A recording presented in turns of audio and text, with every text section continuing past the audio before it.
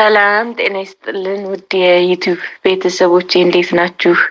አዲስ ጀማሪ ነኝና ሰብስክራይብ ያደረጋችሁ አበረታቱኝ። አመሰግናለሁ። ሰላም ጤና ይስጥልን ክቡራን የዩቲዩብ ቤተሰቦች፣ የሰዓቱን አጫጭር መረጃዎች እየቀርብ ያለው እስከ ፍጻሜው አብራችሁን ቆዩ።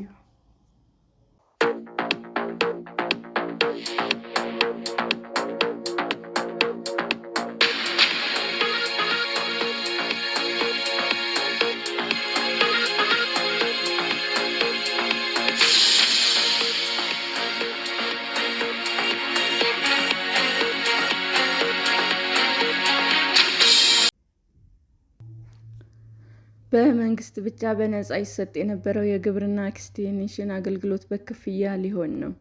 መንግስት ለተጠቃሚዎች በነፃ ይሰጥ የነበረው የግብርና ኤክስቴንሽን አገልግሎት በክፍያ እንዲሆንና የግል ዘርፉ ተዋናይ እንዲሳተፉበት የሚፈቅድ ረቂቅ አዋጅ ለተወካዮች ምክር ቤት አቀረበ። ባለፈው ሳምንት ማክሰኞ ግንቦት 19 2017 ዓ.ም ለሕዝብ ተወካዮች ምክር ቤት የቀረበው ረቂቅ ባለብዙ ተዋናይ የግብርና ኤክስቴንሽን አገልግሎት አስተዳደር አዋጅ ይሰኛል። ረቂቅ አዋጁ በ6 ክፍሎችና በ40 አንቀጾች የተዘጋጀ ሲሆን የመጀመሪያው ክፍል ተርጓሚና የተፈጻሚነት ወሰንን ጨምሮ ጠቅላላ ድንጋጌዎችን ይዟል።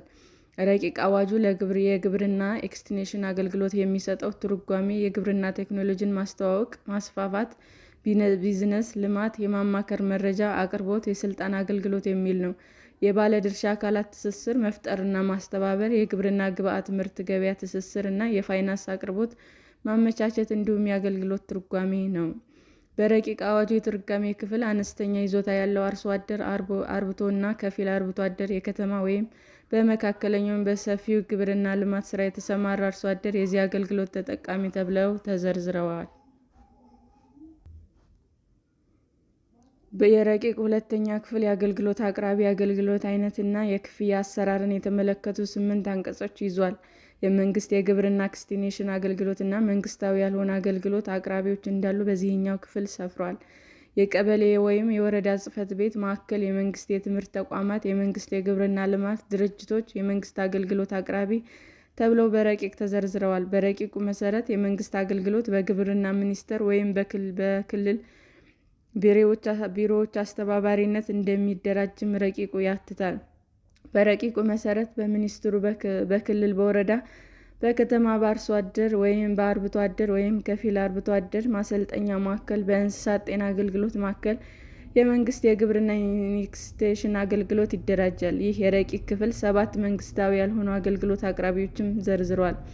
ከእነዚህ አቅራቢዎች መካከል ሀገር በቀል፣ ሀገራዊ ወይም ዓለም አቀፍ የምርመራ ማዕከል፣ የግል የግብርና ኤክስቴንሽን አገልግሎት አቅራቢ፣ የዘርፍ ወይም የሙያ ማህበር እና የህብረት ስራ ማህበር ይገኙበታል። በተጨማሪም የሲቪክ ማህበር፣ የግል የግብርና ምርት አምራች ወይም አቀነባባሪ ድርጅት እንዲሁም የግል ትምህርትና ስልጠና ተቋማት ያካትታል። የረቂቅ አዋጁ ማብራሪያ ባለፉት 50 ዓመታት የግብርና ኤክስቴንሽን አገልግሎት ሙሉ በሙሉ ሊባል በሚችል መልኩ ሲሰጥ የነበረው በመንግስት በሚመደብ በጀት እንደነበረም ያትታል። ይህን ለማድረግ ከ100 ሺህ በላይ የልማት ሰራተኞች ከተለያዩ የሙያና የትምህርት ስልጠና ኮሌጆች መመረቃቸውን የጠቆሙ ማብራሪያው አሁን አገልግሎቱ ከ60 ሺህ ባላነሱ የልማት ሰራተኞች እየተሰጠ መሆኑንም ያክላል።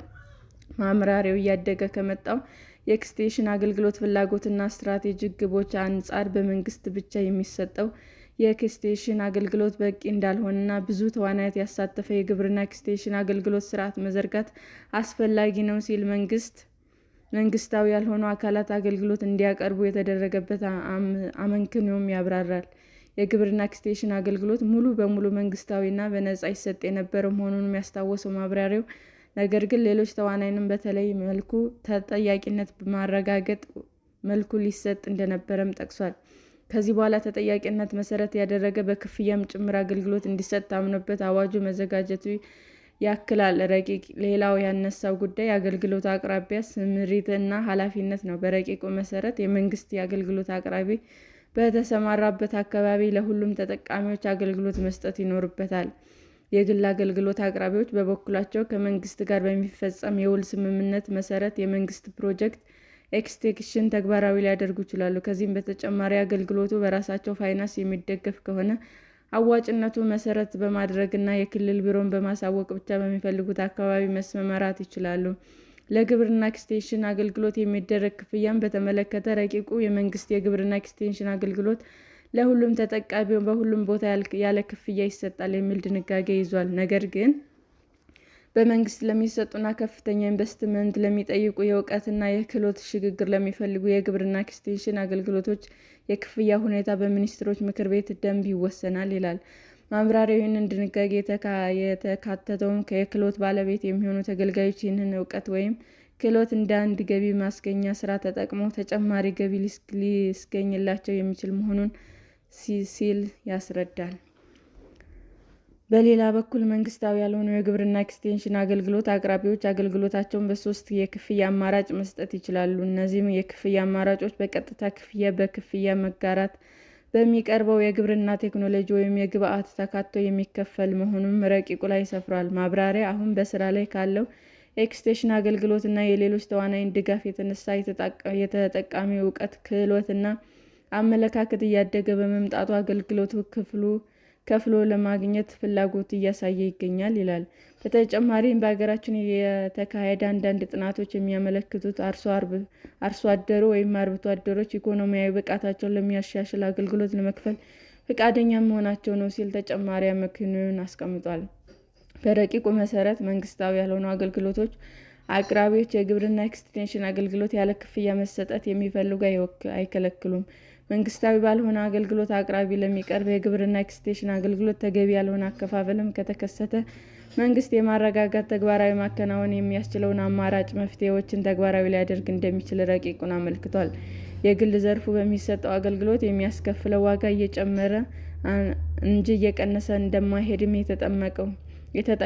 የተጠቆመው ማብራሪያ ለተጋነነ የክፍያ ሁኔታ እንዳይገለጥ ማድረግ ተገቢ እንደሆነም ታምኖበታል። ስለዚህም መንግስት ዋጋ ማረጋጋትን ተግባራትን ሊያከናውን እንደሚችልም ተደንግጓል ይላል። በረቂቁ የሰፈረው ሌላኛው ጉዳይ ምዝገባ፣ የብቃት ማረጋገጫ አሰጣጥና የአገልግሎት ጥራት ቁጥጥር ነው። በአገልግሎት አቅራቢነት ከአንድ ክልል በላይ ለመሰማራት የሚፈልጉ ማንኛውም ሰው በኢትዮጵያ ግብርና ባለስልጣናት መመዝገብና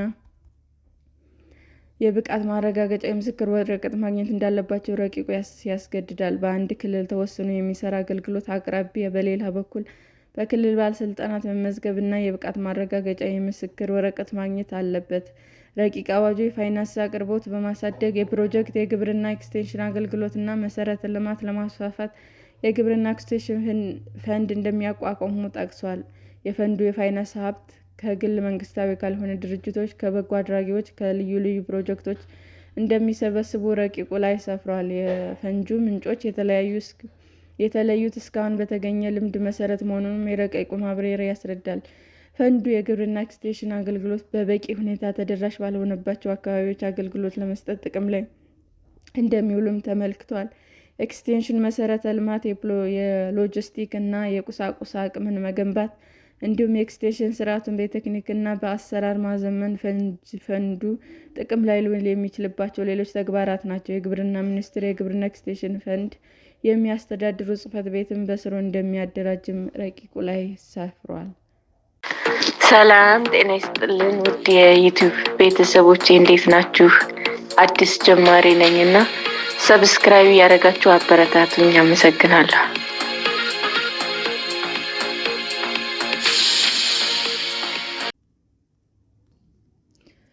ሮቤ አሜሪካና እስራኤል ላይ አነጣጥረዋል ባሏቸው የዓለም አቀፍ ፍርድ ቤት ዳኞች ላይ ማዕቀብ ጣሉ። የአሜሪካ ውጭ ጉዳይ ሚኒስቴር ማርኮ ሩቢዮ የዓለም አቀፍ የወንጀል ፍርድ ቤት 4 ዳኞች ያለ አግባብ እስራኤልና አሜሪካ ላይ በማነጣጠራቸው ማዕቀብ እንደሚጥሉባቸው አስታወቁ። ማዕቀቡ ዓለም አቀፍ ፍርድ ቤት ቢንያሚን ኔታንያሁን ጨምሮ የእስራኤል ከፍተኛ ባለስልጣናት በቁጥጥር ስር እንዲውሉ ላወጣው የእስር ማዘዣ እና አሜሪካ በአፍጋኒስታን ጦርነት ፈጽመዋለች ለተባለው የጦር ወንጀል ምርመራ እንዲደረግ ማዘዙን ተከትሎ የሚጣል ነው። ዓለም አቀፉ ፍርድ ቤት ያሉት 4 ዳኞች ሁሉም ሴቶች ናቸው። የዓለም አቀፍ ወንጀለኞች ፍርድ ቤቶች ዳኞች ኡጋንዳዊቷ ሱሎሜ ባሉኔንጊ፣ ቦሶ ሎዜ ዴል አከርመን፣ ኢባኒዝ ካርናዛ ፔሮ፣ ቢናዊቷ ሪኒ አድላዴ ሶፋልፓኒ ጋንዙዋል እንዲሁም የስሎቫኒያ ዜጋ የሆኑት ቢቲ ሆለር ናቸው። አይሲሲ በአሜሪካ የተላለፈውን ውሳኔ በተመለከተ ማዕቀቡ ነፃነቱን በግልጽ የመጋፋት ሙከራ መሆኑን በመግለጽ ቡድኑ እንደሚቃወም ባወጣው መግለጫ ላይ አስታውቋል። እቀባው ውሳኔ መሰረት ዳኞች በአሜሪካ ያላቸው ንብረቶችና ጥቅሞች በሙሉ ታግደው ለአሜሪካ ግምጃ ቤት እንዲገለጹ ያዛል።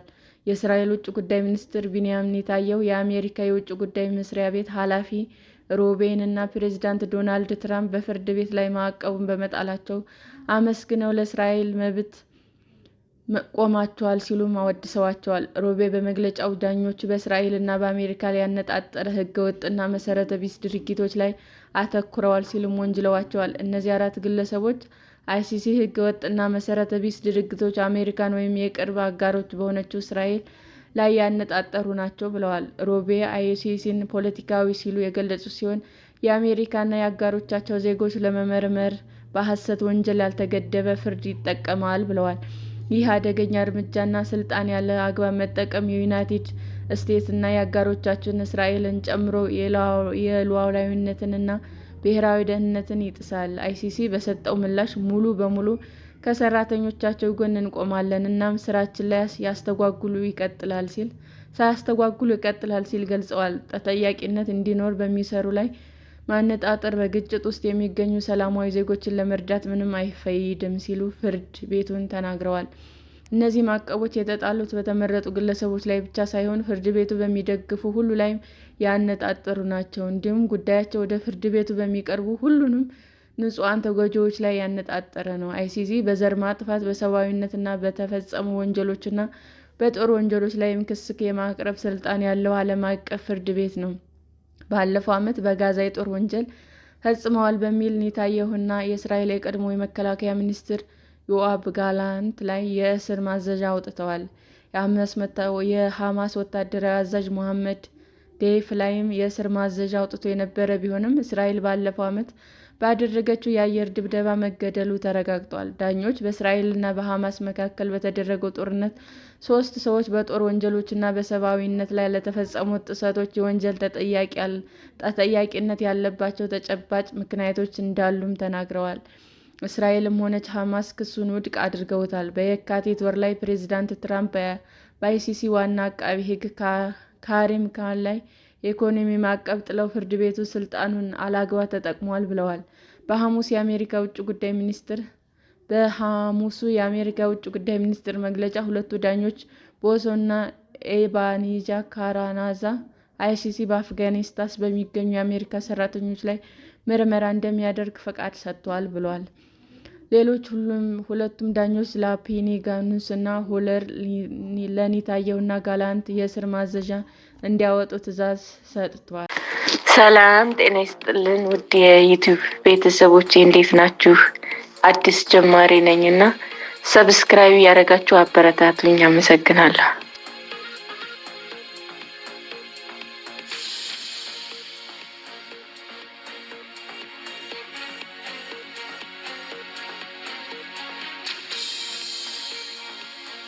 ክቡራን የዩቲዩብ አድማጮቻችን ለሰዓቱ ያቀረብኩላችሁ አጫጭር መረጃዎች ይህንን ይመስል ነበር። በሌላ መረጃ እስክንገናኝ ሼር፣ ላይክ፣ ሰብስክራይብ እንዲሁም ቢቀርብልን የምትሉት መረጃ ካለ ኮሜንት እያደረጋችሁ ቸር ቆዩን።